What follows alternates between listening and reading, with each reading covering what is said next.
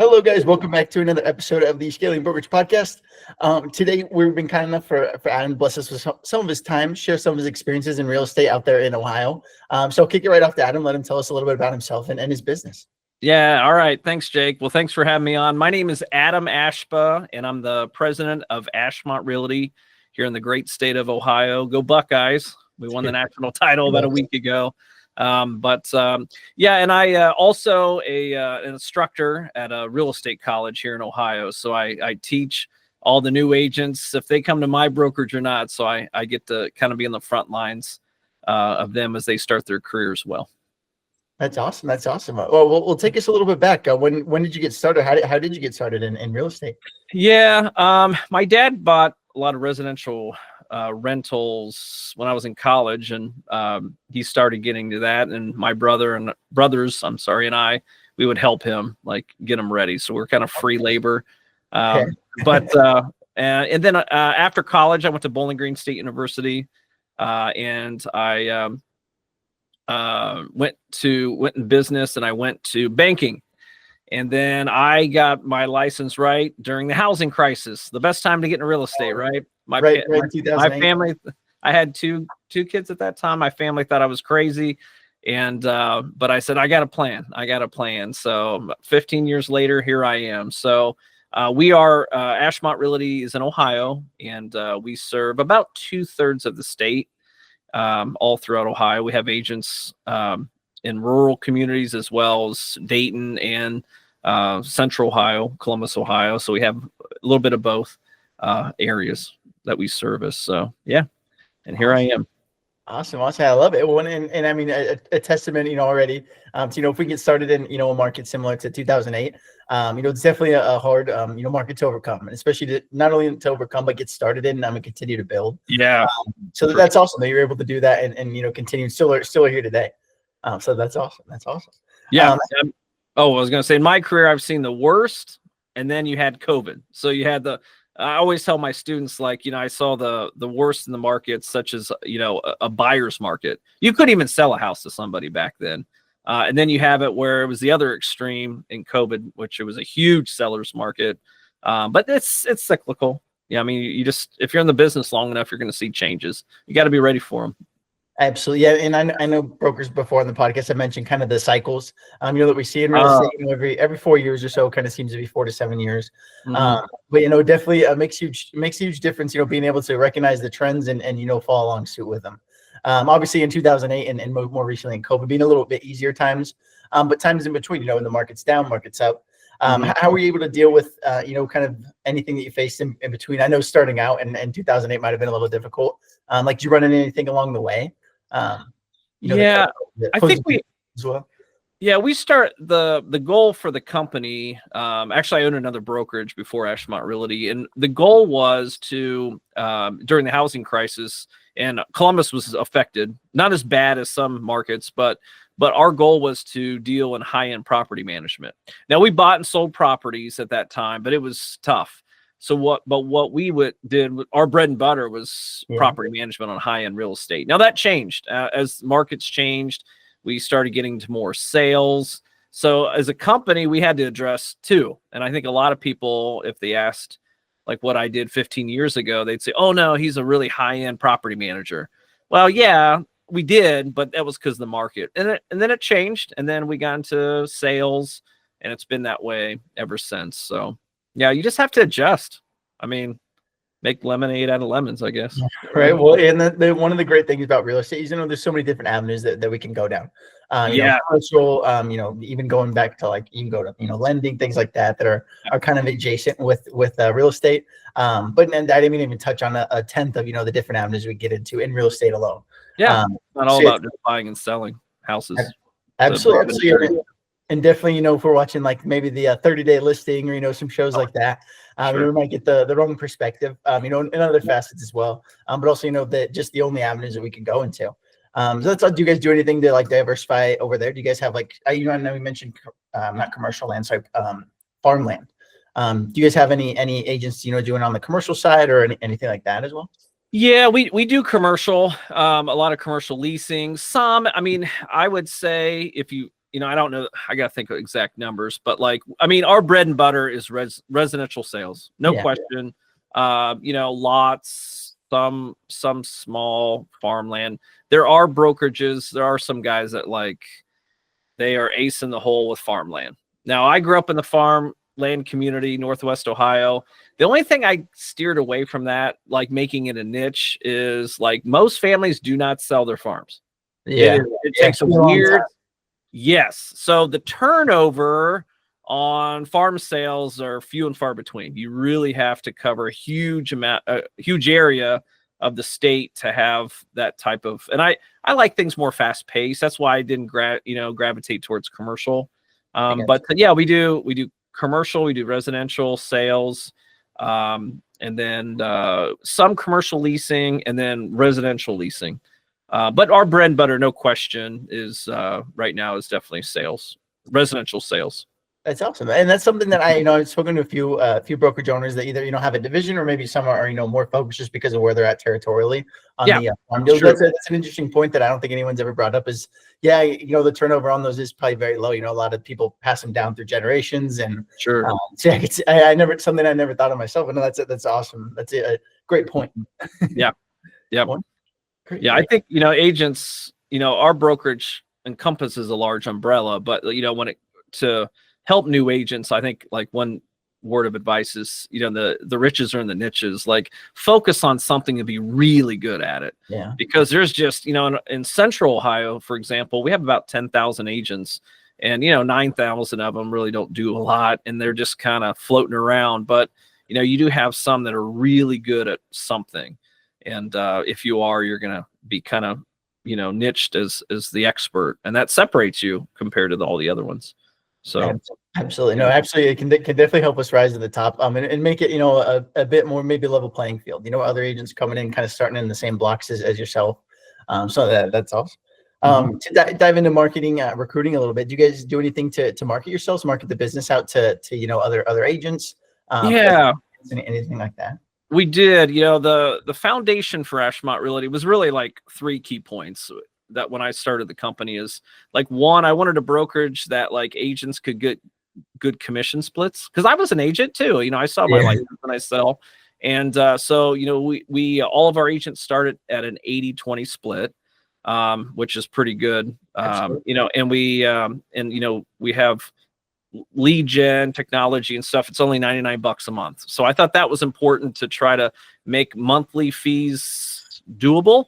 Very manageable. And then the second thing is to have training and support for our agents, because that's what they desperately need, for sure. I don't care if you're a new agent or existing, training never ends. So all of our agents, all have one-on-one mentors, which is nice. And the mentors get paid out of the company split, out of the 20%. So our agents don't even have to pay for that. But one thing that's important is, that I realized, over the years is, and the NAR says that 3/4 of agents are part-time, which means they have day jobs, they have other commitments, and they're not sitting around in an office all day. So, we had to think about, how we're going to train agents that, majority of them are part-time, because they need trained.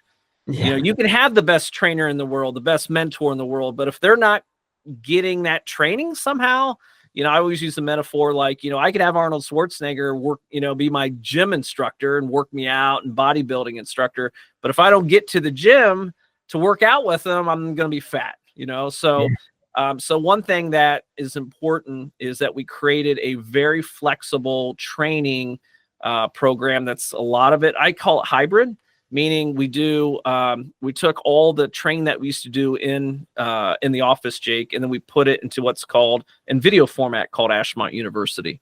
Oh, nice. So agents could access the training, the basic foundational training, on their own time. And then we have 2 to 3 times a month, depending on the weeks, how they fall. We have coaching. So it's all via Zoom. We record it for them, so our agents have no excuse not to be like up to date on what's going on. And we have speakers that come on. We talk about interest rates, housing stats, and pick topics. And then the third key point, like, is the foundation of our company is, agents sometimes outgrow your brokerage a lot. They look for other opportunities because they feel like they can't grow within your company. So it gives them an opportunity to become a mentor and run their own team if they want to. And, they get paid for that. So, if an agent, I remember like when I started, I was just myself, then I got a team, and then I want to run a brokerage. Like, you always want that next challenge.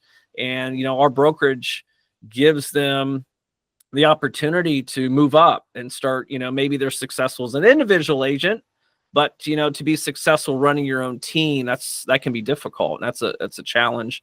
And then from there, they can become a broker, which we've agents in my career that we've trained up to be brokers, turn out to be our competition, but it's just the best way.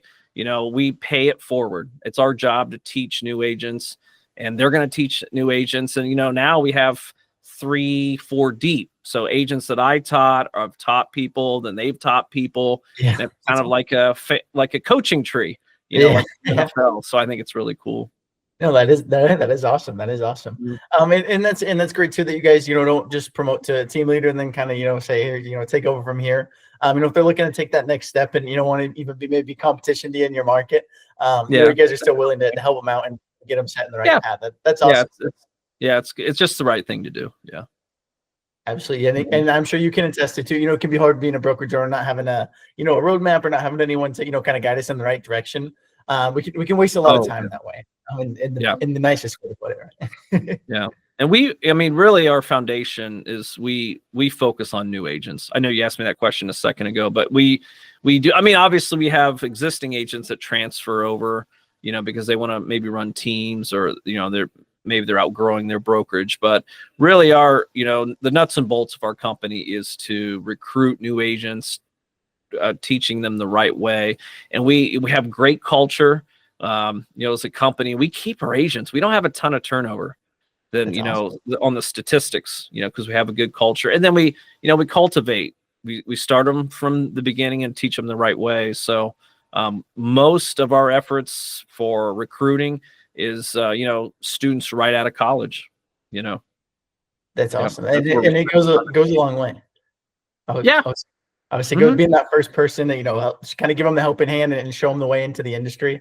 It goes a long way. They'll remember it forever. That's for sure. Yeah, that's right. Yeah, it's just it's rewarding. You can teach them the correct way of doing things, and but I'm really happy with it, and makes me really proud. Do you guys have like a recruiter in the office over there? Is it more so kind of your thing? Do you take care more of it? Yeah, well, it's a great question. We had one of our other agents that was going to kind of spearhead it, but then I quickly realized that since it's your company, no one recruits better than you. So I interview all incoming agents to make sure they're a right fit with the company, because unlike some brokerages, we don't take everybody, because they got to make sure they fit in with what we're trying to do. Absolutely. Yeah, the culture, because it's a lot of agents, because I teach at Honduras College, and we have a lot of our agents through the state of Ohio go through there, and a lot of agents students, they're not agents yet. I always call them that, but a lot of our students will say, all these companies, they're just calling me on the phone and they're just wanting me to sponsor them and join, but we never even met. How do they know? So we're obviously growing the brand, but we want to do it with quality. Yeah. Because having, 80-85% turnover every 24 months, it's hard to build a company, if that's what your turnover ratio. And that's hence why companies hire big recruiters and HR recruiters. But I always tell agents, sure, we can do that, but who's going to pay for that? Yeah. The agent is. We got to take it out. Does an agent want to take a less commission split or pay a higher monthly due to pay a full-time recruiter 50, 60 grand a year? And a lot of them say no. So, I listen to my agents. My agents are my customers. I don't care about clients. I've said that many, many times. If your agents are knowledgeable, they're happy, they're on top of stuff, they'll take good care of your clients. Everything else will take care of itself. So Absolutely. No, absolutely. It does make it a much more easy experience. Put that best foot forward, on the agent side. When we have a broker owner, someone that can be helpful for us. We ask questions to having a team leader, someone in place there. So that's awesome. It makes for a much healthier work environment for everyone. So that speaks volumes of the culture. That's awesome that you guys are building that. Yeah. Yeah. Culture is really important. That's the only thing that separates companies, if you think about it. This culture. Yeah. Yeah. We all have the internet. We all have the MLS. It's all about culture and support. Yeah. Absolutely. That was one huge way to set ourselves apart and, build those bridges, so that they can bring family, bring friends, bring anyone across that, might be, interested in, joining real estate, looking to sell or buy a house. You never know who's going to come across once you help build the bridge up. Oh, it's a small world for sure. Absolutely. Nice. And you can burn those bridges too. Yeah. It can happen quick for both ends. They go fast, go down fast. It goes both ways. So yeah. Awesome. Cool. And to dive a little bit into, kind of the future, what the, vision growth looks like for you guys over there. We go short term to start out. What is the next year this year? I guess since we're right at the start of the year. What is it kind of look like for you? Yeah, that's now great. I continue building the brand, keep really the I always kind of have a topic for each year for the company, and this year's leadership. So we really have probably one of the best young talent that I've had in my career right now, to make them mentors, because that's really important. That's the biggest bottleneck in our industry, is making sure we have good managers, because they're the glue that kind of keeps it together. They're the ones that answer 95% of the questions from agents. And so this year is to build them up so we can bring on more agents under them, so we can keep growing the brand. And and then within the next 5 years, I would like to be throughout the entire state of Ohio. But our biggest bottleneck for sure is you got to have boots on the ground, because, we can join these other MLSs and other boards. You just literally sign a piece of paper, right? And you're joining them. But the problem is, I don't know about some states, but in Ohio, what we do in Central Ohio or in Dayton or in Lima is a lot different than they do in Toledo or Cleveland or Cincinnati. I mean, there are state real estate laws, but there's a culture and there's a difference how they do it. And you got to make sure you have boots on the ground to help these agents, because it's not fair for them to, join a brokerage and they don't have someone like, front line of defense in their market walking them through things, because if not, we'd be just like any other company. And I don't want to be that. Absolutely. And that can definitely set us apart, being knowledgeable about, kind of what market we're, maybe stepping into, or maybe already have a couple agents into, can make a huge difference for us to, continue growing, keep the same culture out there. And continue taking those next steps. That's awesome. It's hard as you grow. Keep culture. It's hard to keep your culture as you grow. Yeah. Absolutely. Absolutely. Have you faced any, you mentioned you're up to about 25 agents now. Have you ran into anything along the way that, like, anything, when trying to keep the culture intact, that you might have be good advice for someone on the maybe newer brokerage owner side? Yeah, well, I always say we have a good hybrid. We have like great learning, so our agents are up to date learning wise, but you got to keep your culture and morale up. You have to keep it exciting. Real estate agents, are notorious to follow the next shiny thing. You know what I mean? Like, there's been brokerages over my career that have come and gone. They're still in business, but, it was a wave and everyone jumped on board. But, for any new brokerage, you got to keep it exciting. You got to keep it, like, show them that you're, like, your vision, you're growing. And we do a lot of fun activities. We call them outings. So we come together and do things. It could be baseball games to headshot parties. And some things, families invited. Something we do every single year, which is my favorite part, is we have something called summer camp. So we rent out one of the lodges in Ohio, and then we have a conference in the morning, and then we do something in the afternoon. Now, I'm a hillbilly from Northwest Ohio, so I like to do fun outdoor stuff. That was the vision. And so we'll do anything from kayaking to ATV riding, hiking, stuff like that. Is like a whole company. And then, we'll stay at the lodge, and it's just really a way to unplug. But that money and the relationships that get built during that, that 2-day period, you couldn't buy that. You couldn't, I don't care what how deep of pockets you are that you might have, you can't replicate that. And I think, something like that really keeps our company together, because real estate is not a 9 to 5. Yeah. Agents are not sitting in your office, hanging out, bonding with you all day. That's not the reality. So you got to come up with really creative ideas to create that bonding. Because if they're not bonded to you, they will leave you. That's it. They'll leave to go somewhere else because it's the next new shiny thing. So we're very loyal. I love it. I love it. No, and that is awesome. A great way to set yourself apart. And being that, really looking to build those relationships and be a part of the agent's life. Not just their broker, but be someone obviously that they can talk to. Have some fun, have some fun memories with as well. So that's really cool. That's really you cool. Gotta care. You got to care about them. That's ultimately what it comes down to. It's know who they are as a person, and that's why we have mentors, and that's when we put our agents through mentor training. We teach them, check on them. I don't care about real estate. Just, hey, how's it going? Hey, how was that vacation? Just check on them and make sure they know and you care about them. Because that means something. Some people won't leave you, even though if they might make a little bit more money somewhere else, hypothetically, because they're happy and they know you care about them. So I'll never apologize for that. So I love it. I love it. And it goes a long way when someone knows that, we really have their best interest in mind. Maybe not just another, notch on the checkbook or anything like that. It goes a long way in, making them feel comfortable, making them, stay around, making sure that, that we really care, or make sure they know that, I should say, that we really care. So that's wonderful. I mean, I'm really happy that agents get that get that similar feeling from me. I know just in meeting you in this short while, I definitely feel like these are all things you don't have to think too much about. They're just right on the chest. So I love that. That's awesome. You're welcome. And kind of in closing a little bit, I mean, do you guys have or apologize? Do you have any social media? Anything anywhere where the people can find you if they're in Ohio, or maybe just in touch with you? Oh, we love social media. Jump on. We're on all the social media platforms. Facebook is at Ashmont Realtors. That is our Facebook group for our agents. At Ashmont Realtors. And then we are on all the platforms. We have a podcast, and you can find us at Ashmont Realty. Ashmont Realty, Instagram, TikTok, YouTube, everything. Yeah, we love social media. Yep. I love it. I love it. No, it's a great way to stay in front of everyone, stay connected as well. So we'll link everything down below. If you guys have any questions, I want to get in touch with Adam. We'll have everything down there in the comments section for you guys. Great. Thanks.